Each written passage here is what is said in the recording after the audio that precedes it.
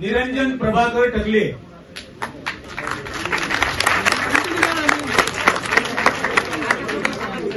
तुमची 80% महापालिका ओळखते मला. या 10 वर्षामध्ये तिथं झाडं लावायला परवानग्या कोणी दिल्या? तुम्हीच दिल्या. आणि आता तुम्हीच सांगणार की ते पाडायचं कोणाच्या पैशाने? आमच्या नागरिकांच्या.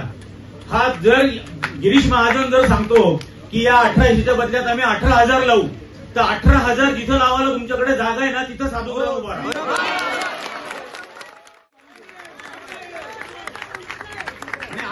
असं होऊ दिलं जाणार नाही. ही पहिली गोष्ट आधीच लक्षात घ्यावी.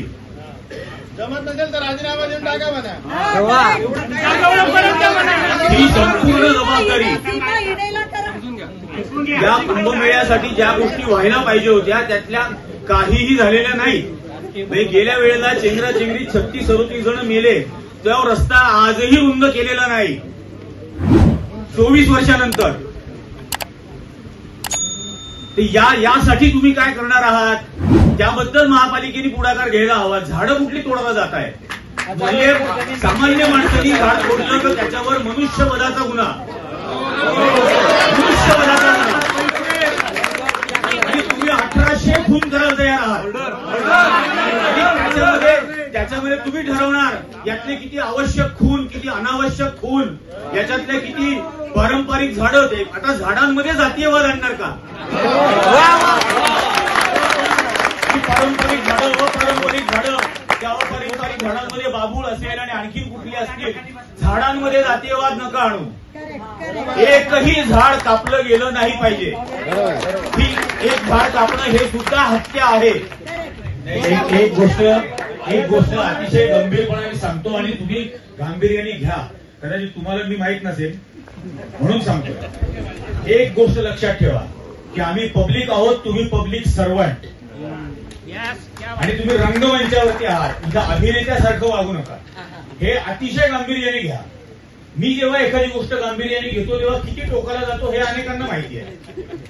या देशाच्या गृहमंत्र्याला पण माहिती आहे.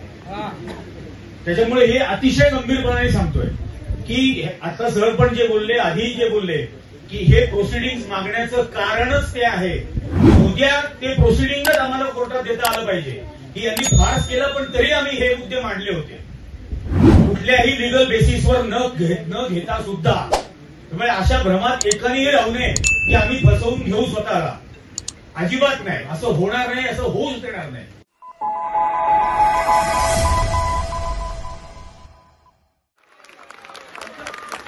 एकही झाड तोडायचं नाही.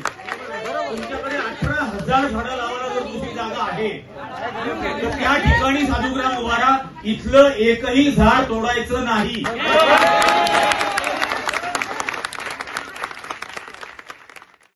एवढ्या मोठ्या प्रमाणावर पोलीस का हे का पर्यावरण प्रेमी मवाली आहेत का, गुंड आहेत का? नाही. कशासाठी चाललंय? प्रसंग झाला होता गंगापूर रोडला वादग्रस्त, त्यावेळेस पब्लिकमध्ये भांडण झाली होती.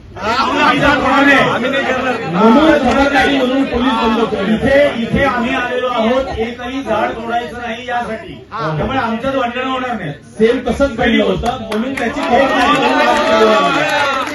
तुमच्याबरोबर प्रश्नोत्तर तुम्ही ऐका तुम्ही आता तुम्ही ऐकण्यासाठी आलेला आहात. बोल.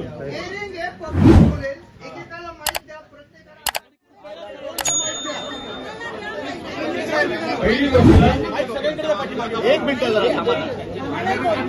ही जी साधूग्रामचं म्हणून सांगितलं जात आहे, तुम्ही लिहिताय ना हरकती? प्रोसिडिंग घ्या तुम्ही. हरकती कोण लिहितंय? कॉपी घेणार आहे त्याची. तुम्ही जे लिहितात त्याची कॉपी घेणार आहे.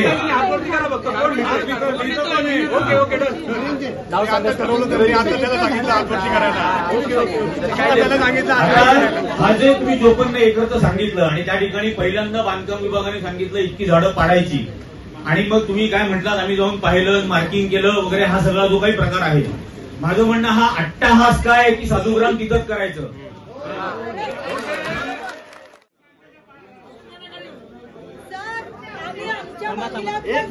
तोडलं तर आम्हाला दंड 8-10 लाख मला रुपये विचारावं लागतं. मग तुम्ही काय आम्हाला नाही विचारता एवढी झाडं तोडता ते? आता हा जो महत्वाचा मुद्दा आहे की इथं साधुग्राम करूच नका, तो संपूर्ण, आणि याच्यातला मुख्य मुद्दा हा आहे की या सर्व आखाड्यांना मिळालेल्या दानपत्र असलेल्या जमिनी आहेत, त्या जमिनींवर यांनी लॉन्स काढलेली आहेत, मंगल कार्यालय काढली आहेत स्वतःच्या जमिनींवर. त्यामुळे यांच्या स्वतःच्या जमिनींवरती या सगळ्या गोष्टी चालतात आणि या साधुग्रामसाठी म्हणून तुम्ही इथली झाडं तोडून त्यांना तिथं बसवणार आणि मग हे दर 12 वर्षांनी करत राहणार. गेल्या 12 वर्षापूर्वी या तपोवनालगत 300 एकर जागा कायमस्वरूपी नो डेव्हलपमेंट झोन म्हणून महापालिकेने डिक्लेअर केली. बरोबर. यांनी काय केलं? ही 300 एकर जागा कोणी हडप केली? याचं पहिल्यांदा तुम्ही सांगायला पाहिजे या अशा सुनावणींमध्ये. उत्तर पाहिजे. तुम्ही अमुक 75 आणि तमुक 3 असं काहीतरी आम्हाला सांगत बसताय. याच्यात वेळ घालवू नका. सरळ सरळ हा रद्द. आणि इथं बागुल नाना पण जे म्हणत होते की सक्षम अधिकारी याचा अर्थ एवढाच आहे की ही झाडं कापाची नाहीत असा निर्णय घेऊ शकणारा अधिकारी आहे का? तो नाहीये. आज नाशिकमधलं पर्यावरण ज्या तपोवनामुळे टिकलेलं आहे त्या नाशिकचं तुम्हाला जळगाव करायचंय का?